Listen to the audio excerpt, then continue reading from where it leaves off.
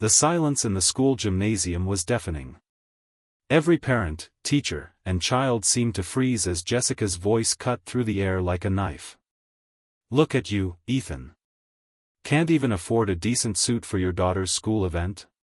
This is exactly why I left, a failed husband, a failed provider, and now a failing single dad." My 7-year-old daughter Lily's hand tightened in mine as I stood there, the weight of dozens of stares pressing down on my shoulders. I maintained my composure, jaw clenched, even as Jessica continued her tirade about my inadequacies in front of the entire parent-teacher association. What no one expected was the tall, elegant woman who had been observing from the back of the room, her eyes narrowing with each word my ex-wife spat. No one knew that the person about to change everything was the last person anyone would expect to care. I'd grown accustomed to Jessica's public displays of contempt since our divorce 3 years ago. Each time, I would simply stand tall, say nothing, and focus on what mattered, Lily. Tonight was Lily's art showcase, an event I'd rearranged my entire work schedule to attend, despite the mountain of projects waiting at Artemis Technologies where I worked as a senior project manager. I'd promised Lily I wouldn't miss it for the world. "Daddy, why does Mommy say those things?" Lily whispered, her small voice trembling as we walked away from the confrontation, her artwork clutched in my hand. I knelt down to her level, straightening the blue ribbon pinned to her dress. "Sometimes grown-ups say things they don't mean when they're upset. But I want you to know something important." I gently tilted her chin up. "I am never, ever failing when it comes to being your dad. That's the most important job I'll ever have." Her arms wrapped around my neck, and I breathed in the scent of her strawberry shampoo, the same brand I'd learned to buy after countless YouTube tutorials on how to properly care for a little girl's hair. These were the moments that mattered, not Jessica's words, not the pitying glances from other parents. The next morning came too quickly. After making Lily's lunch, turkey sandwich cut diagonally with the crusts removed, apple slices arranged in a star pattern, and a note with a silly joke, I dropped her at school before heading to Artemis Technologies' gleaming headquarters. "Morning, Ethan," called Marcos from security as I badged in. "How'd the art show go?" "Lily won first place in her age group," I replied with genuine pride, pulling out my phone to show him the photo of her beaming next to her watercolor landscape. "That kid's going places," Marcos grinned. "Just like her old man. If only that were true." While I took pride in my work, I was under no illusions about my place in the corporate hierarchy.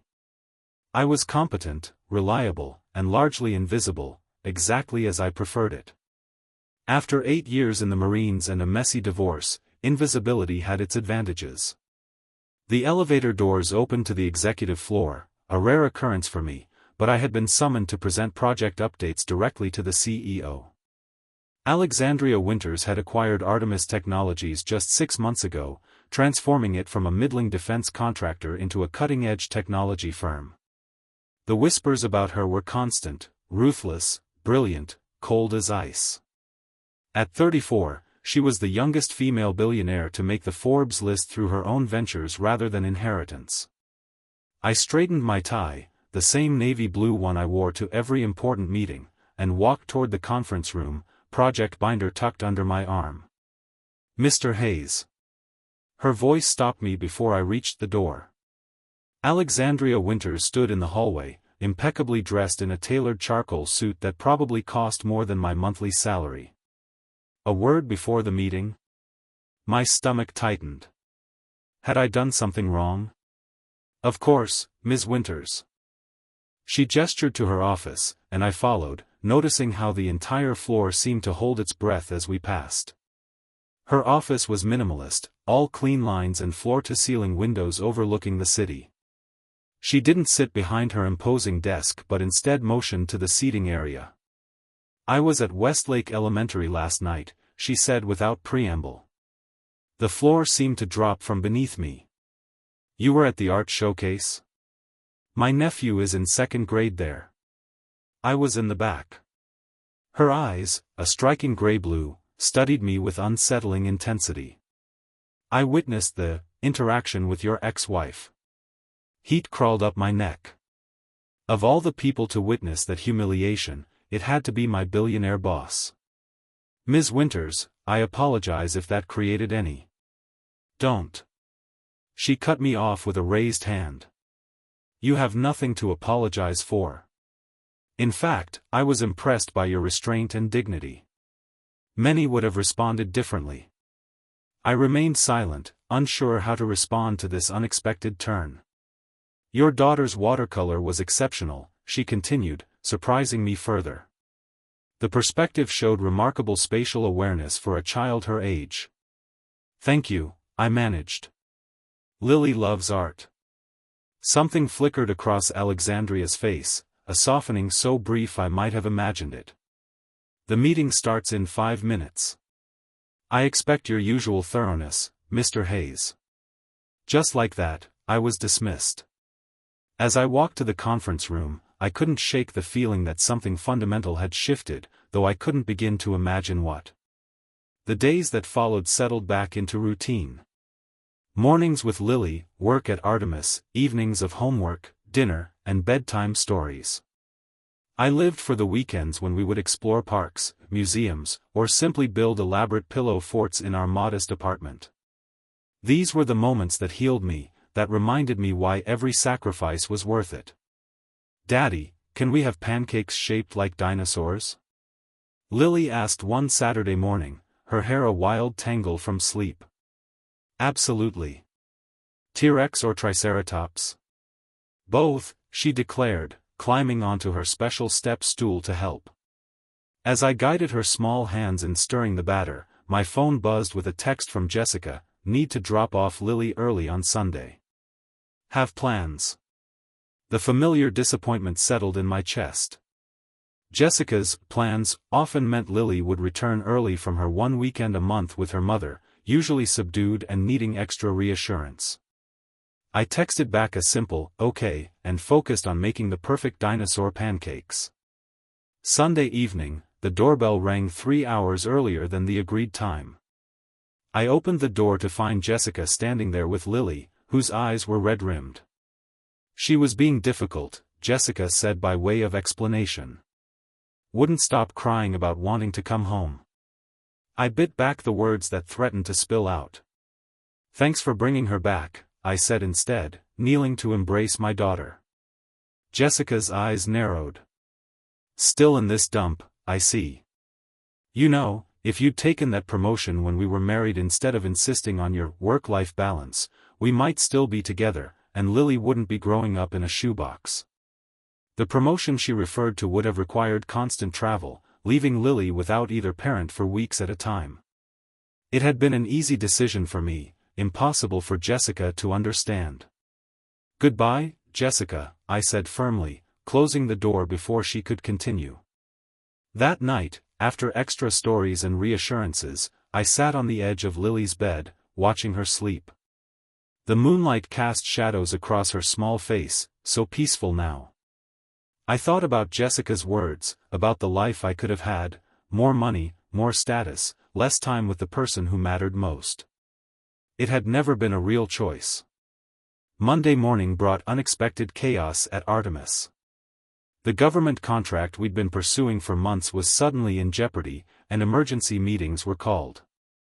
I was deep in spreadsheets when my phone rang, Lily's school. Mr. Hayes, Lily has a fever of 102. She needs to be picked up immediately. My heart sank. The project presentation was in 2 hours, and I was the lead. Missing it would be career suicide, but Lily needed me. I'll be there in 20 minutes, I told the school nurse, already packing up my laptop. I was halfway to my supervisor's office to explain when Alexandria Winters stepped out of the elevator, surrounded by her usual entourage of executives. Mr. Hayes, she called out, stopping me in my tracks. The Meridian presentation is at 2 p.m. I expect you'll be ready. Ms. Winters, I apologize, but I have a family emergency. My daughter is sick at school, and I need to pick her up. The executives exchanged glances. No one said no to Alexandria Winters, especially not about $1 billion presentation. She studied me for a long moment. Your daughter. The artist? I nodded, bracing for the inevitable reprimand. What's the timeline for the Meridian team's arrival? Her chief of staff checked his tablet. They land at 1:30, should be here by 1:50.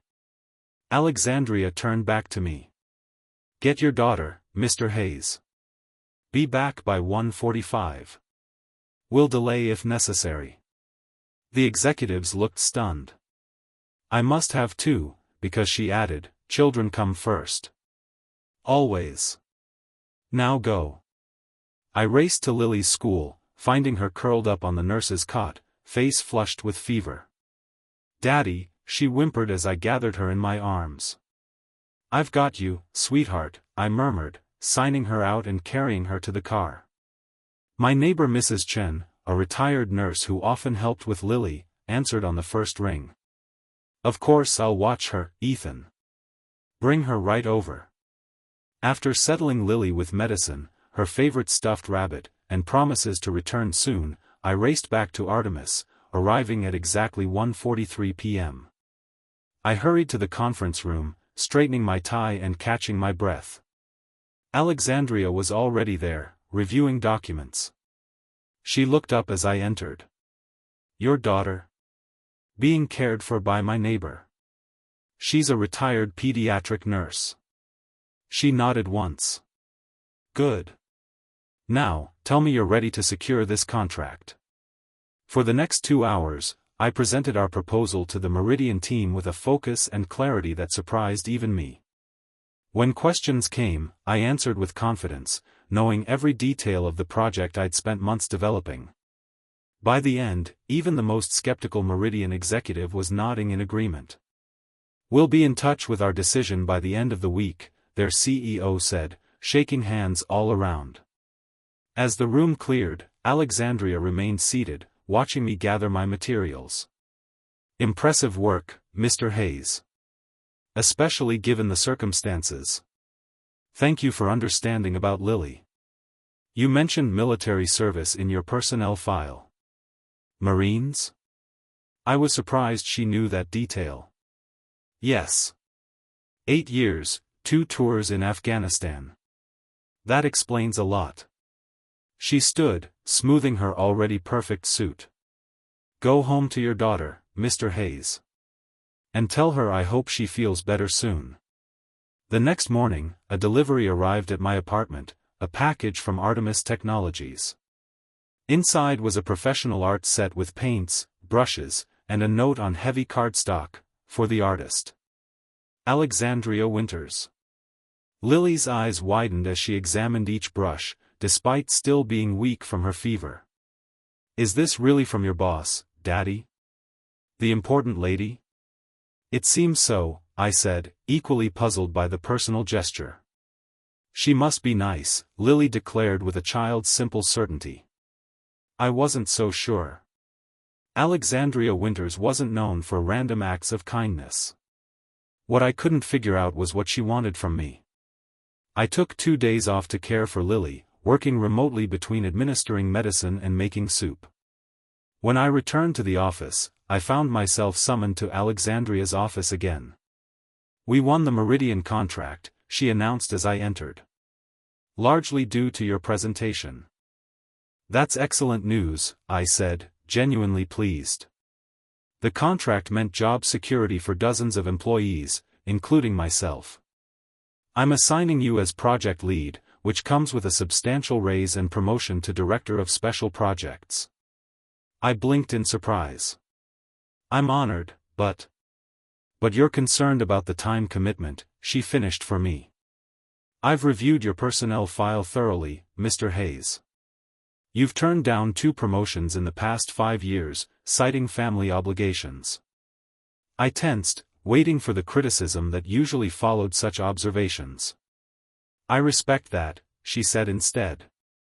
This position will require occasional late nights, but no travel. You'll have flexibility to handle school events and sick days. I've structured it specifically with your situation in mind. I studied her face, looking for the catch. May I ask why? Something flickered in her eyes, vulnerability, quickly masked. Because talent shouldn't be penalized for having priorities beyond work. The company benefits when employees aren't forced to choose. It was the most human thing I'd ever heard her say. "Thank you," I said simply. "I accept." The promotion changed things in unexpected ways. I now reported directly to Alexandria, meeting with her several times a week. I discovered she wasn't actually cold, just intensely private and protective of her boundaries. She was brilliant, demanding excellence but equally quick to acknowledge good work. One evening, as we reviewed project timelines in her office, the conversation unexpectedly shifted. "Your daughter's artwork," she said, nodding toward a framed watercolor I'd recently added to my office. "She's quite talented. She's doing much better now. She wanted me to thank you again for the art supplies." Alexandria's lips curved slightly. Children are resilient. More so than adults, sometimes. Speaking from experience? The question slipped out before I could stop it, far too personal for our professional relationship. To my surprise, she didn't shut down the conversation. "My parents died when I was 12. Car accident." She said it matter-of-factly, but I caught the slight tightening of her fingers around her pen. "I went to live with my uncle. He was not equipped to raise a child." "I'm sorry," I said quietly. She shrugged. "It was a long time ago. But yes, I know something about resilience." She glanced at her watch. "It's late. You should get home to Lily." As weeks passed, these moments of personal connection grew more frequent. I learned she had built her first company at 23, selling it for millions 3 years later. She learned I'd joined the Marines at 18, serving as a combat engineer before using the GI Bill to earn my engineering degree. What neither of us acknowledged was the growing tension between us, the way our eyes would meet and hold a moment too long, how conversations would sometimes trail into comfortable silence, the increasing frequency of accidental encounters in the office. Then came the company gala, a celebration of Artemis's most successful quarter to date. Alexandria had insisted I attend, overriding my concerns about finding a sitter for Lily. "Bring her," she said simply. "There will be other children there. The CEO's nieces and nephews, board members' grandchildren." And so I found myself in a rented tuxedo, Lily beside me in her favorite blue dress, entering the grand ballroom of the Westmont Hotel. Lily's eyes widened at the crystal chandeliers and flowing champagne. "Daddy, it's like a princess party," she whispered in awe. "Mr. Hayes." Alexandria appeared beside us, stunning in a midnight blue gown that made her eyes seem even more intense. "And you must be Lily. I've heard so much about you." Lily, normally shy with strangers, smiled up at her. "Thank you for my art stuff. I made you a picture." She solemnly handed over a carefully folded paper from her small purse. Alexandria accepted it with equal solemnity, unfolding it to reveal a watercolor of 3 figures, a tall man, a small girl, and a woman in what appeared to be a crown. "That's Daddy, me, and you," Lily explained helpfully. "Daddy says you're the queen of the company." Alexandria's expression softened in a way I'd never seen before. "This is beautiful, Lily. I'll treasure it." She knelt down, heedless of her expensive gown. "Would you like to meet my nephew? He's about your age and was just complaining there's no one to talk to." As Alexandria led Lily to meet her nephew, I watched them with a strange tightness in my chest. Something was happening here that I hadn't anticipated and wasn't sure I was ready for. The evening progressed pleasantly. Lily hit it off with Alexandria's nephew and several other children, forming an impromptu play group in a corner of the ballroom under the watchful eye of a hotel staff member Alexandria had apparently assigned to childcare duty. I was at the bar getting a soda when a familiar voice cut through the ambient noise. "Well, if it isn't the company charity case." I turned to find Jessica, resplendent in a designer dress, champagne flute in hand. Of course, her new